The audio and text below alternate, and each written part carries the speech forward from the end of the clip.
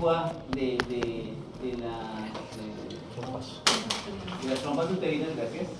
Y allá es donde se forma el cigoto con los dos gametos, que serían X y Y, y cada uno aporta 23 cromosomas. De ahí entonces ya estamos hablando de una célula diploide que se llama cigoto. Este comienza a desplazarse por todo lo que es la trompa para llegar al final a implantarse en el endometrio, dentro del útero. De ahí estas células ya se comienzan a dividir al transcurso de las horas hasta llegar a un punto donde ya no pueden seguir subdividiéndose, queda una esfera prácticamente compacta que se llama, por eso su nombre es de compactación. El paso de la división que se está haciendo entre estas células se llama segmentación. Cuando ya está la compactación, ya hay una división de 16, se ha dividido en 16 y algunas, esto de la parte de lo que es embriología, hay carencias muy fuertes. Quiere decir que ustedes buscan textos y van a decir, no, pues yo leí que dice 32, ¿sí? Y en otros dice 16, y en otros simplemente puede ser 16 o puede ser 32. Las dos más fuertes son 32 y 16, y la que más prevalece es 16, ¿ok? Para formar la modulación. En esta modulación van a ver que hay una capa celular externa, ¿cierto? Que se llama troploblasto, que a futuro el troploblasto va a ser la placenta. Y la masa celular interna, que es el embrioblasto, que va a ser el embrión. ¿Listo? Estos, ya en este punto, eso ya se llama un blastocito. Ese blastocito, antes de implantarse, el embrión se va a desplazar hacia uno de los polos y por eso se llama polo embrionario, va dejando un espacio. Ahí permite el ingreso de líquido y se llama, ese espacio que se llena de líquido se llama blastocele.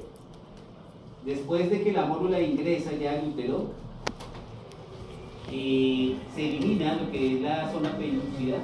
Acuérdense que la parte externa, la que recubría el ovocito, y esta pues, sencillamente permite que ese blastocito pueda llegar al útero para implantarse, o sea, ya le permite un contacto más directo. De ahí el troploblasto tiene unos cambios y vamos a tener dos capas, el citotroploblasto y el sincitotroploblasto. Esas dos capas se crean sencillamente para infiltrar lo que es el endometrio. Entran al endometrio y cuando este infiltra el endometrio se crean dos nuevas capas. Ya llamamos el epiblasto y el hipoblasto. Esos epiblasto y hipoblasto van a mantenerse y eso prácticamente va a ser lo que es el disco bilaminar, ¿sí? Es el inicio de la formación como tal del embrión.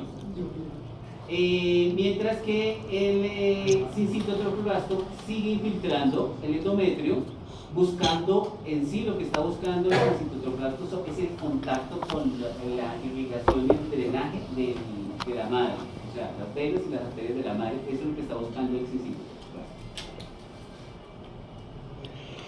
Ya cuando se ha logrado infiltrar y está el hipoblasto y el epiblasto, se crea un pequeño espacio que también está lleno de líquido y esa se llama la cavidad amniótica. Prácticamente ahí es donde se va a hacer su mayor estadía el bebé. Entonces, en esa infiltración, des en cuenta ya el sincitotroplasto está buscando la irrigación. Esta irrigación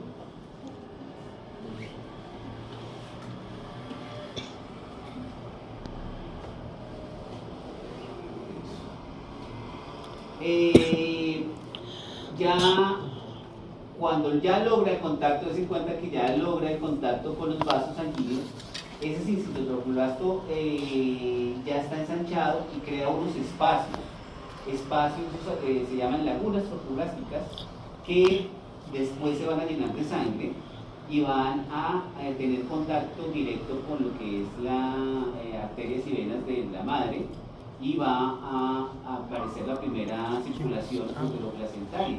Es cuando ya tiene integración prácticamente directa, compartida, digamos así. Hay un ensanchamiento del mesodermo, ¿sí?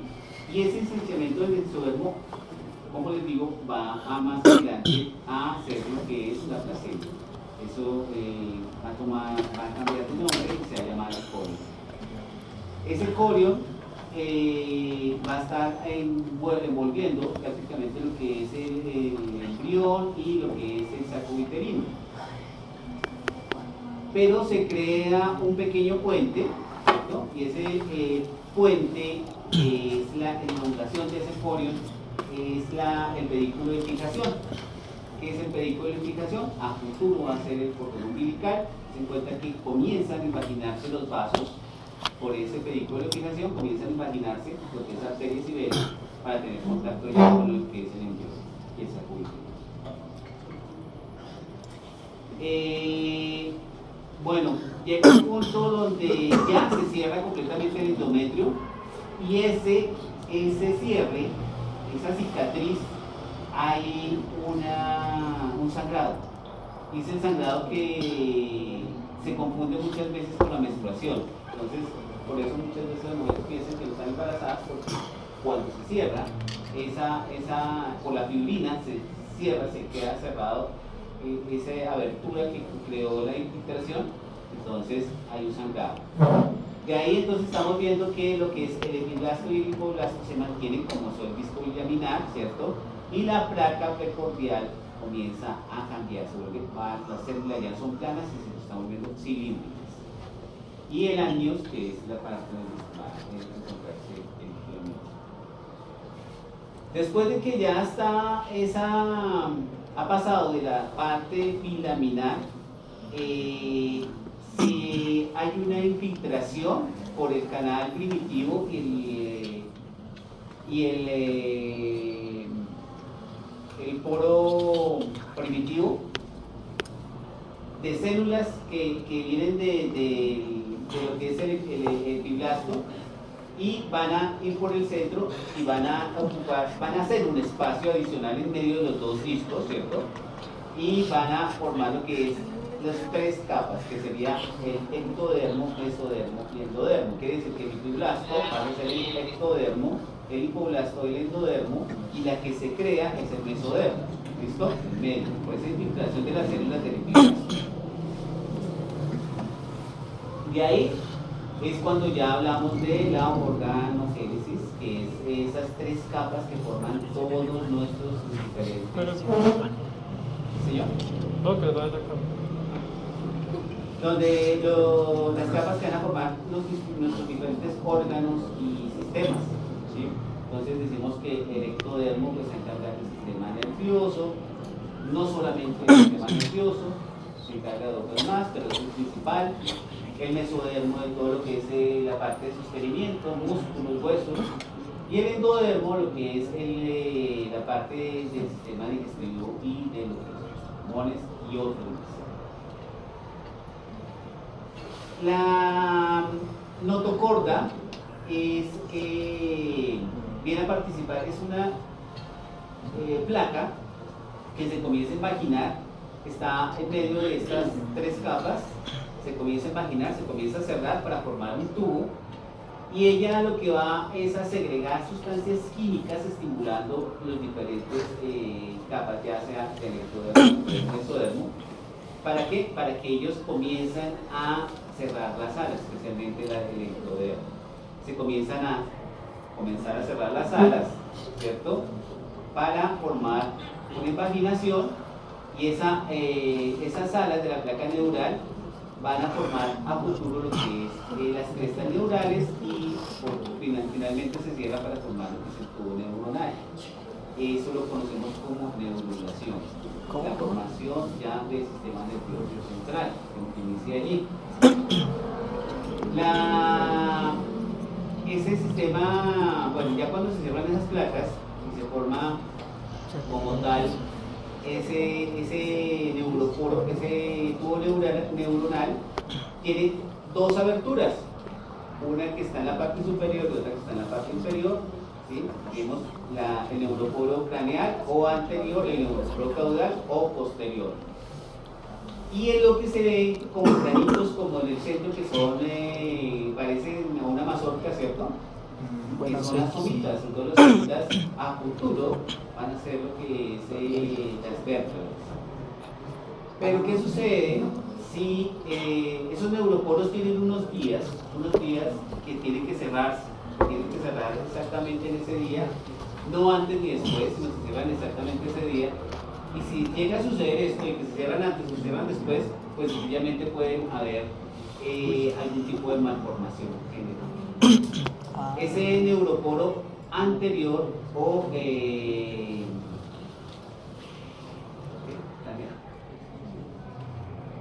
la cabeza, cefálico, gracias, o cefálico, se debe cerrar. Mira, acá va la diferencia entre los textos. Ahí dice 22 a 23 días. Lo había leído, pero últimamente estoy leyendo más y dice que es de 25 el anterior y 28 el posterior. Es lo que más prevalece en la literatura. ¿Sí? Es lo que yo les traigo.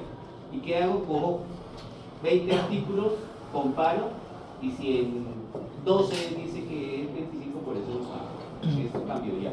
O sea, cuando yo saqué la información, estaba en el 25, ya lo cambié a 25, 28. ¿Listo? De igual manera, si yo algún día les pregunto, tienen dos alternativas. El neuroporo anterior puede cerrarse el día 25 o el día 22, se lo vale, porque ese está en la literatura. Y lo igual, el caudal o posterior en el día 23 o en el día 28. ¿Ok?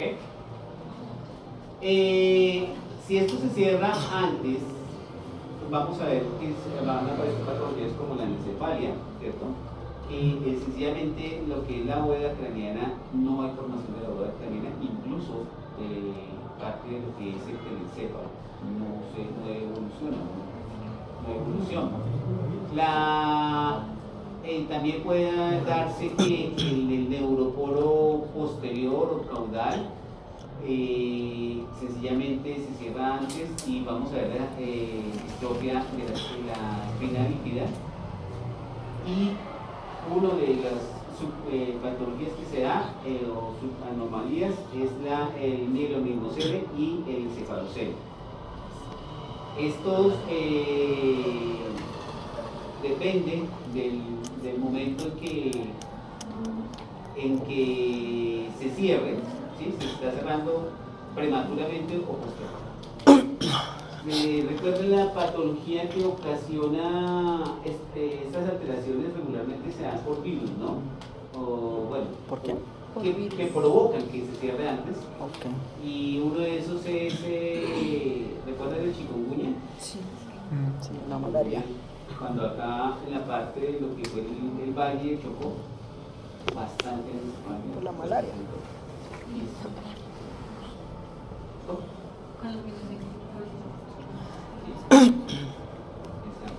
pues en esas regiones, como pues no hay controles geográficos,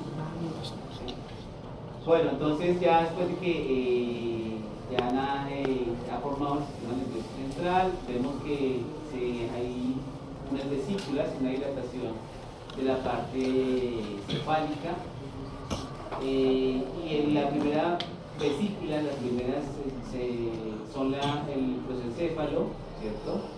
El mesencéfalo y el broncoencéfalo. Después van a evolucionar, van a dilatarse, el prosencéfalo se dilata hacia los lados y tenemos el terencéfalo, el mesencéfalo se mantiene, pues es una estructura primitiva, y lo que es el broncoencéfalo pues ya se va a dividir también en metencéfalo y el mielencéfalo. El metencéfalo que es el tallo, el cerebelo, el puente, y el mielencéfalo que es la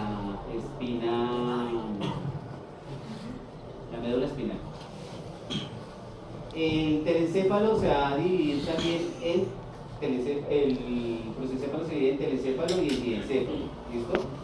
Y el de telecéfalo se divide en el hemisferio derecho e izquierdo y el diencéfalo en hipotálamo, tálamo, epitálamo y subtálamo. ¿Hasta ahí vamos bien? ¿Listo? Sí, no.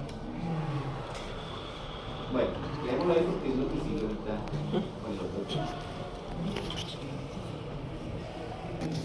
Y que se llama longitud craniopelviana.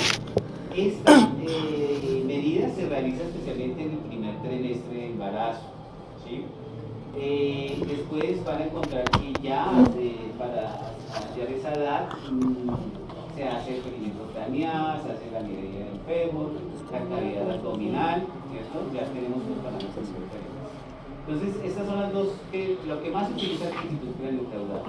La longitud vértice talón no es tan común para que se utilice.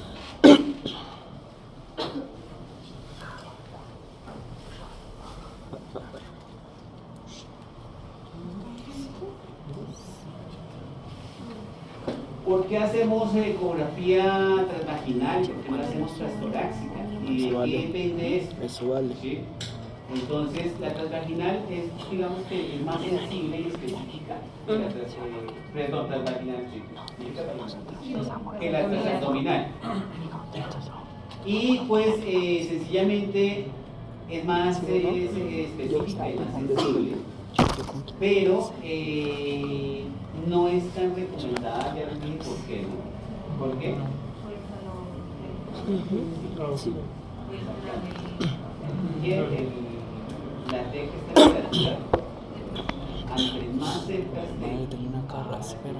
puede generar calor y más el hueso. Entonces, en la transvaginal la preparación vejiga se puede hacer con vejiga vacía, ¿cierto? Pero vamos a ver casos donde se van a hacer con pacientes obesos, es necesario vejiga llena.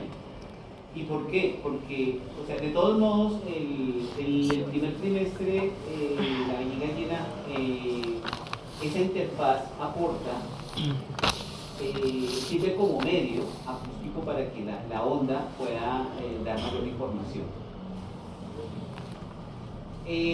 ¿Cuándo se hace transabdominal? Pues transabdominal se puede hacer después del primer trimestre, incluso en el primer trimestre también se puede hacer si la paciente no es obesa, es una paciente delgada. Si es una paciente ya obesa, pues nos tocaría vaginal, pero en la transabdominal, si la paciente tiende a ser más, no digamos obesa, pero que tiene acumulación grasa en el abdomen, entonces es necesario hacerlo con vejiga llena.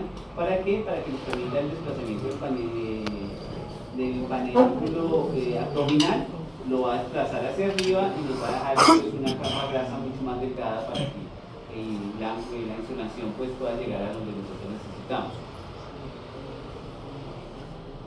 Lo que se está diciendo acá, el desplazamiento como tal, se puede, con la vejiga llena, desplaza completamente lo que es el útero hacia la parte cefálica. ¿Cuándo utilizamos la ecografía, el ultrasonido?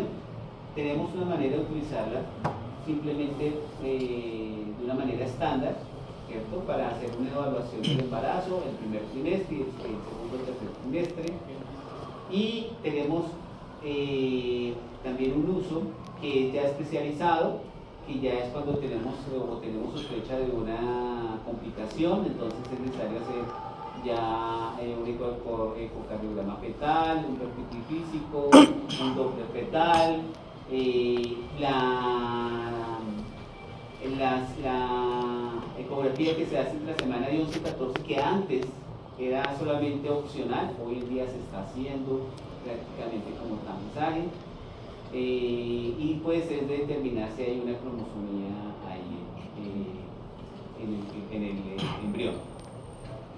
Y tenemos otra que también ya se volvió como que se tiene que hacer como rutina en el embarazo, que es la estructural, que está entre los 18 y 22 semanas. Tenemos el limitado, que es solamente en respuestas en situaciones que sean necesarias, por ejemplo cuando hay una amenaza de aborto, cuando hay una complicación en el embarazo, se realiza esa ecografía.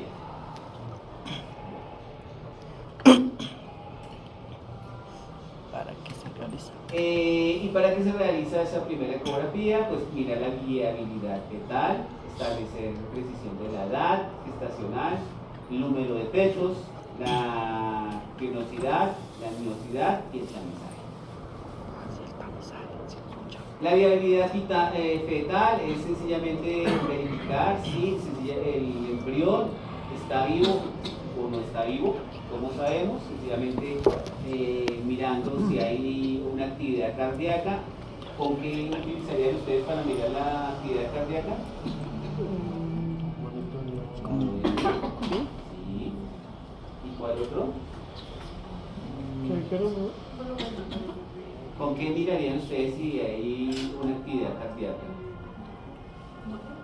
Y el Doppler. ¿Y el Doppler? Modo M y Doppler. Son las dos alternativas.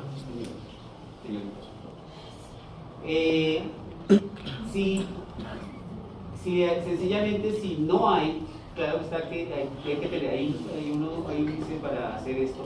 Si el peso ya mide, está sobre los 25 milímetros y se hace el ultrasonido, no hay actividad cardíaca, efectivamente pues, se hace otro estudio efectivamente si hay o no hay latido del corazón para decir que el peso está muerto. Bueno, puede haber sencillamente un saco vacío, no hay embrión, entonces no hay viabilidad. Ya lo que habíamos dicho, el tren caudal, la medición fetal. Bueno, ya lo que es el diámetro del cefálico y también determinar lo que es el diámetro biparietal. El tamizaje, pues se busca si hay algún tipo de alteración cromosómica y pues identificarla. Estos tamizajes son acompañados de otros estudios, ¿no? Ya se hacen otro tipo de biopsias y se hacen también laboratorios que determinan si sí o no hay una alteración en la disminución. La translucencia nucal es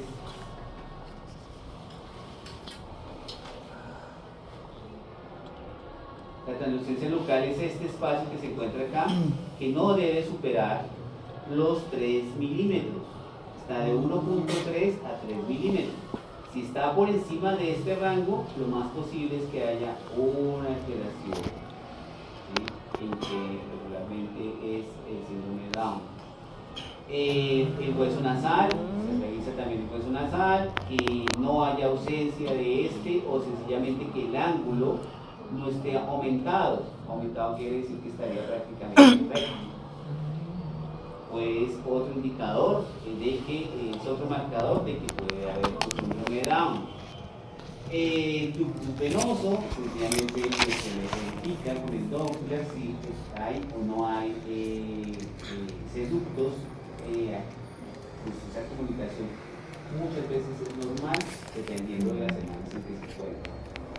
Y la regurgitación de cúspida se hace con el Doppler, verificando efectivamente que la válvula sí esté trabajando correctamente o posiblemente se está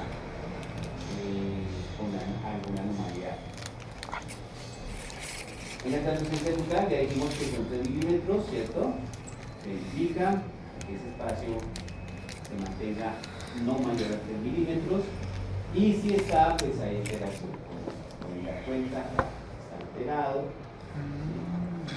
de 1.3 a 3 es lo normal.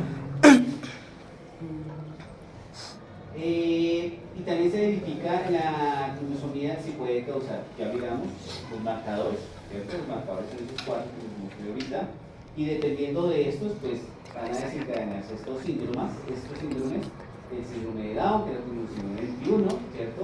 ¿Y por qué trisomía, perdón, es que aparecen 3 gametos en lugar de 2. ¿Se dan cuenta? 2 con 2, 3. Ese sería el Down 21. La de Edwards sería el 28, el 18, perdón. 3. Patau, que tenemos en el 13. Y el Turner ya no hay como tal 3. Pueden haber sencillamente uno solito o uno y otro, un segmento de este, nada más. ¿Listo? ¿Por qué se dan las hemorragias y por qué producen una alerta en el embarazo? Sencillamente puede haber un aborto, ¿cierto? Por algún tipo de patología puede provocar ese rechazo, el organismo puede rechazar sencillamente el embrión. Si hay un embarazo ectópico también se puede presentar hemorragia, y si hay una enfermedad protoplásmica. Esta enfermedad protoplásmica es lo que se llama, hablamos muchas veces de lo que es el embarazo fantasma. El embarazo fantasma es que la persona no está embarazada realmente, sino que simplemente está creciendo allí una masa, que se conoce como mola, y esa masa puede estrecharse de diferentes maneras hasta el punto de que puede volverse maligna, ¿sí? Ya puede ser como maligno. Y esto pues regularmente termina en cirugía, ¿no? El aborto es tratado y el embarazo también termina en cirugía. El aborto se puede presentar en varias circunstancias, ya les dije que es sencillamente el rechazo del cuerpo de la madre hacia algo que es desconocido para él y lo puede hacer, ya no puede ir en el trimestre. Y hablamos de amenaza cuando hay un sangrado, pero no se conserva el embrión, no hay como tal rechazo del embrión, no lo expulsa. Completo cuando hay sangrado y hay expulsión del embrión. Diferido cuando el embrión sencillamente está muerto y no ha sangrado. Es necesario pues, que se haga el procedimiento para extraerlo. También tenemos lo que es el inevitable, y eso depende de qué, de la evolución. En la evolución tenemos que tener en cuenta dos factores: el rompimiento de membranas y el no rompimiento de membranas. En el inevitable puede haber sangrado, puede contenerse el embrión, no hay una eliminación del embrión, pero el embrión está muerto. Y en el incompleto ya tenemos un sangrado, pero con partes de lo que es el embrión, ¿sí? Se comienza el embrión ya a segmentar y está saliendo por partes. Pues ya en todas estas es necesario realizar un legado, ¿cierto? Y el séptico que se hace cuando ya efectivamente hay una infección, algo que ya está colocando, todas tienen la probabilidad de que coloquen en riesgo la vida de la mamá, y por esas razones es necesario hacer el legado. El embarazo ectópico, ya vimos que es un embarazo donde no debería realizarse el embarazo, ¿cierto? Que los citofertilizados están en un sitio fuera del útero, ¿sí? Y ahí tenemos los diferentes sitios donde puede aparecer ese embarazo. El más común que se da es la parte de lo que es la tuba de la trompa. Cualquiera de estos tiene riesgos, puede ser un embarazo viable, puede darse dependiendo del sitio, si está muy cerca, por ejemplo, al útero, ¿cierto? pero el resto no. Si está abdominal, si está en el ovario, es necesario. Definitivamente no hay pronóstico de que sí sea viable. Bueno, entonces, estos son los diferentes. Lo que decía, el ampular es uno de los que regularmente sí puede ser viable, y al igual que el ISTE, pero los otros no son tan viables. Este es un video de un embarazo tópico, ten en cuenta, y me dicen en dónde se encuentra.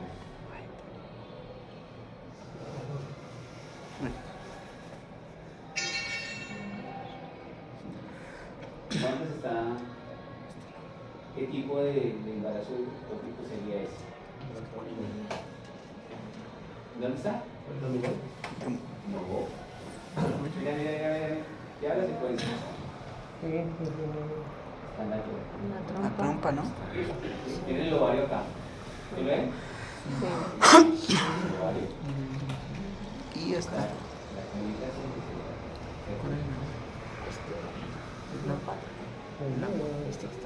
Bueno, cuando se puede dar que el embarazo tópico se rompa, ¿cierto? Ese es el gran riesgo.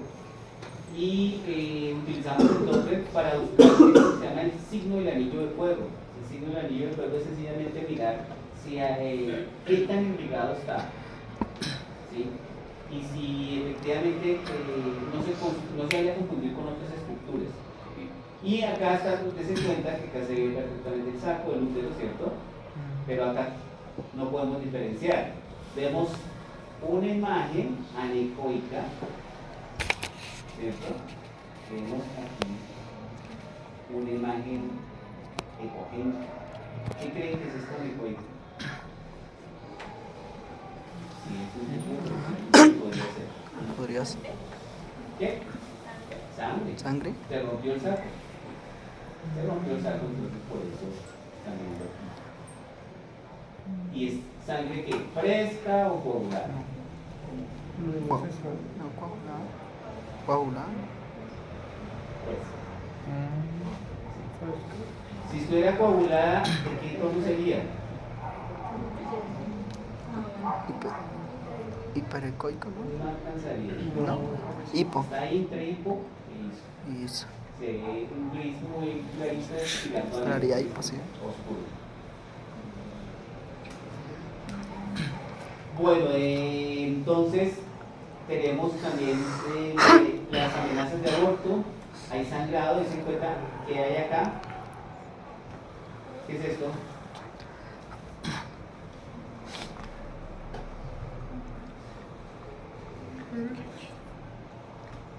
Dijimos que lo podemos saber con Doppler. Eso es Doppler. ¿Qué es eso?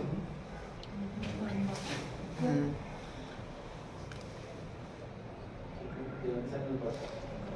Del corazón. Sí. Es el corazón, tenemos un saco uterino y tenemos una imagen. Mira, está reforzado porque acá hay líquido. ¿Qué líquido sería? Y des en cuenta líquido anecoico, hiperecoico e hiperecoico. Entonces, ¿qué sería eso?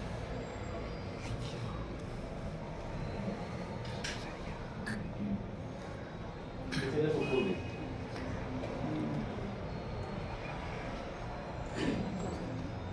Estamos hablando de una amenaza.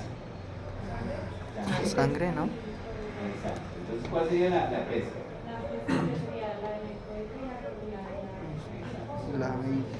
¿Qué? Hipo. Hipo. La sangre, o sea, allí hay un embrión y sabemos Sí. que está vivo, ¿por qué?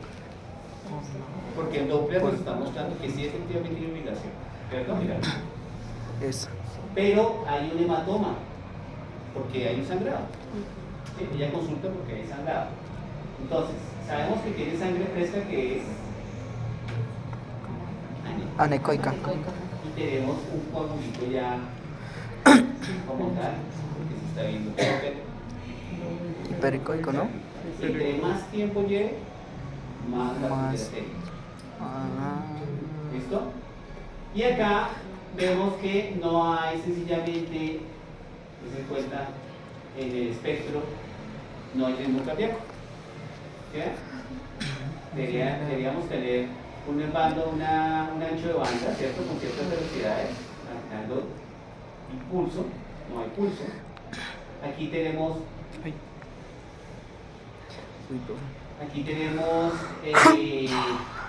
cuando hay expulsión completa de lo que es el contenido, ¿cierto? Se habla de expulsión del contenido uterino, hay expulsión, ten en cuenta que se ve el útero y se ve el endometrio, no hay nada adentro, ¿cierto? Acá está en evolución, quiere decir, des en cuenta el saco donde está. Si este es el cuello del útero, mira dónde va. Ya lo vas a expulsar. Muchas veces, entonces, en estos casos es cuando las mamás van y dicen, lo vas a expulsar, y lo ordenan mantenerse con los pies elevados todo el tiempo, para que se vuelva nuevamente el saco. Y acá, pues ya una expulsión incompleta, des en cuenta que hay restos, hiperecoicos, de diferentes tonos, porque el embrión pues se fragmentó. Acá estamos viendo un embrión donde no hay actividad cardíaca y un saco estacional sin embrión. Des en cuenta que estamos hablando de un tamaño en particular. ¿Por qué dice? ¿Y Cuando por qué sé que no está? no se puede ver, no viable, no es el el otro. movimiento del corazón. Sí, claro, cuando está sosteniendo la imagen, en modo B nomás lo ves, está haciendo así. Bueno, este es un videito. Mirémoslo.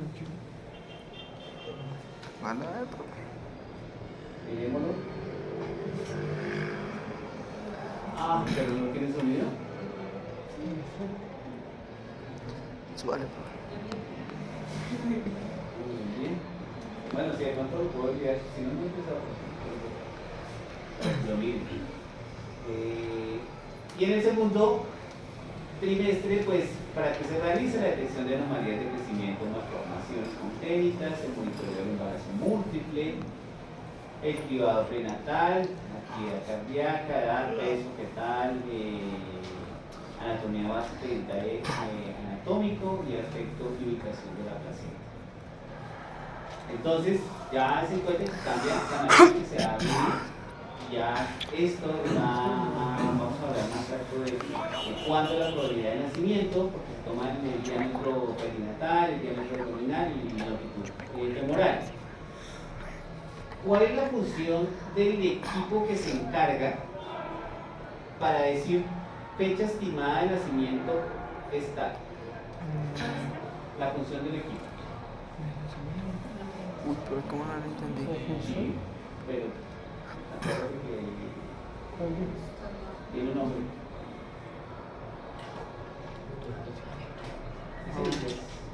Es lo mismo que significa los modos de medición, pero el mesur, sí señor, el mesur. Salen las tablas, ¿cierto?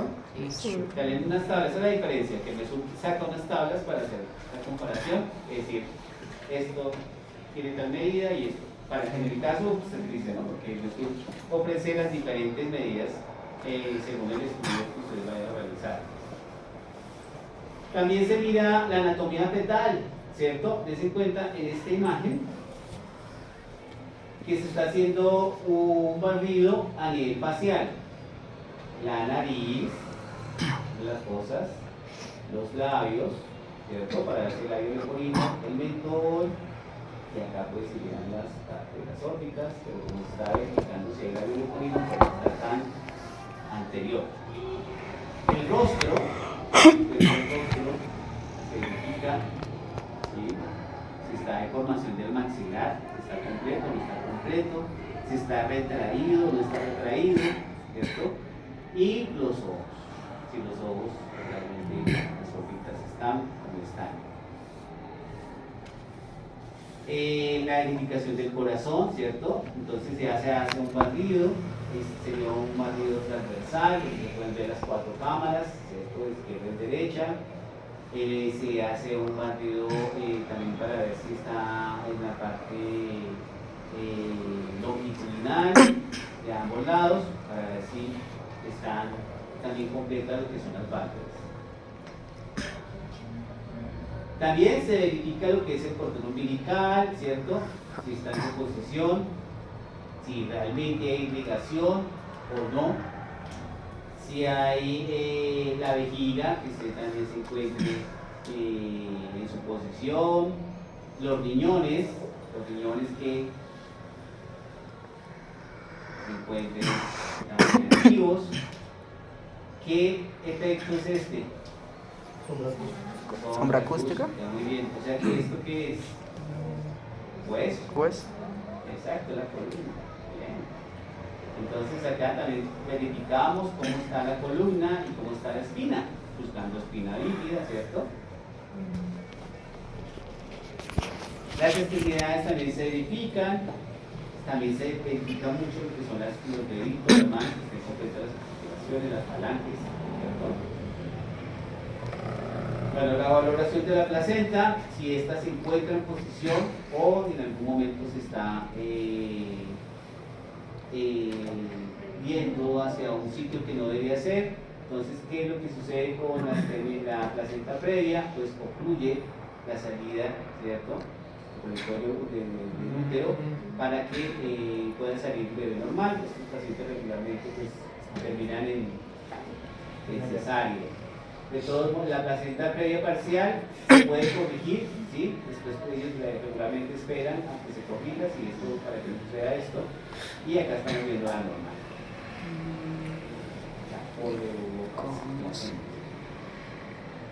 ¿Cuánto tiempo es el En la última, hacen la última ecografía y verifican. Si no, le dan más o menos una semana y están controlando a ver si determinan si se hace necesario. La valoración del líquido amniótico se toma, realmente la medición se hace en 4 cuadrantes, cada uno de ellos se hace una medición y se suman para saber el total del líquido amniótico. Creemos que la oligohidramnios es la baja cantidad de líquido amniótico y el polidramnios es la cantidad excesiva de líquido amniótico. Cuando este está por encima de 1800 centímetros cúbicos, es que hay una cantidad anormal, o si está por debajo de 1500 es anormal también. ¿Y esto de qué depende? También depende de que si es un embarazo múltiple o único. ¿Listo? Si es embarazo múltiple, puede suceder que esto lo ocasiona uno de los dos bebés tiene más líquido que el otro, ¿cierto? Igual en irrigación, la irrigación, uno de los bebés puede coger más irrigación que el otro y por eso se puede criar más uno que el otro o pueden fallecer uno por este motivo. Y cuando hay exceso de líquido, pues ya hacen un drenaje de este, pues para evitar que vaya a crear complicaciones. La determinación de los genitales se hace en este trimestre. Si es el signo de la hamburguesa en las niñas, también se llama, ¿cierto? Y el signo de la tortuga en los niños. Digamos que este método en la literatura se prefiere hacerse con respecto a un índice que se da por un ángulo. El ángulo se tiene en cuenta un ángulo en la pelvis para determinar el sexo. Entonces, sí. Entonces, si ahí se determinan cuál de los dos es. En el tercer trimestre, entonces se realiza para realizar si hay anomalías en el desarrollo, si el feto es pequeño o grande, la edad gestacional, si hay sufrimiento fetal, si hay drops fetal, hemorragia vaginal, muerte fetal o presentación fetal. Entonces, se puede dar que el niño, miren, se encuentra acá, el bebé, esto es normal, y las mismas semanas, estamos viendo un bebé mucho más pequeño, ¿cierto? ¿Sí? De igual manera, acá vemos cuando ya es muy grande, ¿cierto? Con respecto a uno normal. Y pues hay que tener en cuenta que esto se da factores que la mamá puede ocasionar, ¿sí?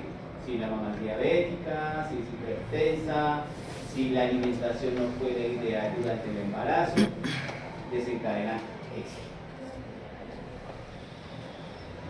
El sufrimiento fetal agudo, yo creo que muchos han escuchado esto, ¿cierto? Y es sencillamente cuando la fisiología fetal se haya alterada o probablemente muere el bebé, ¿sí? Y se da por mamás añosas, por preeclampsia, por insuficiencia y desprendimientos de la placenta, antecedentes de muerte fetal, es algo genético, se da mucho también por genética, y desnutrición materna.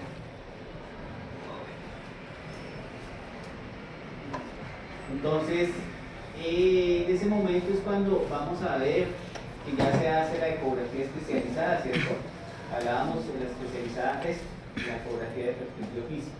Entonces, se verifica si el feto está respirando o no. Se encuentra acá.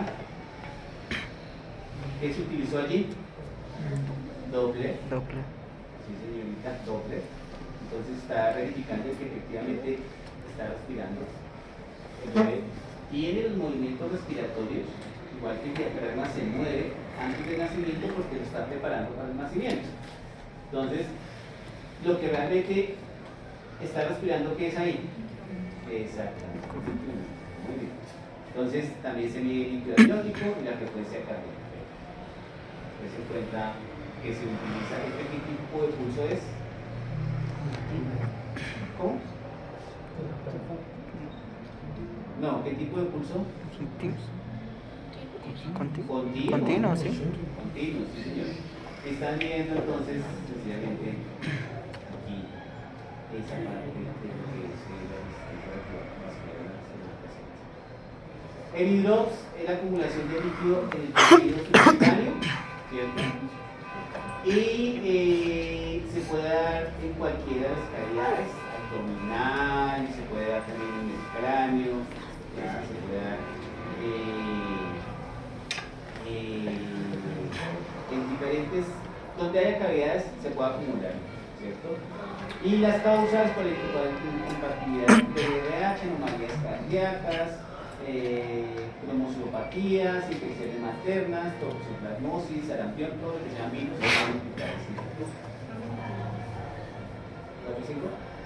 ¿listo? A ver, no, decíamos para un video. Ya demostró.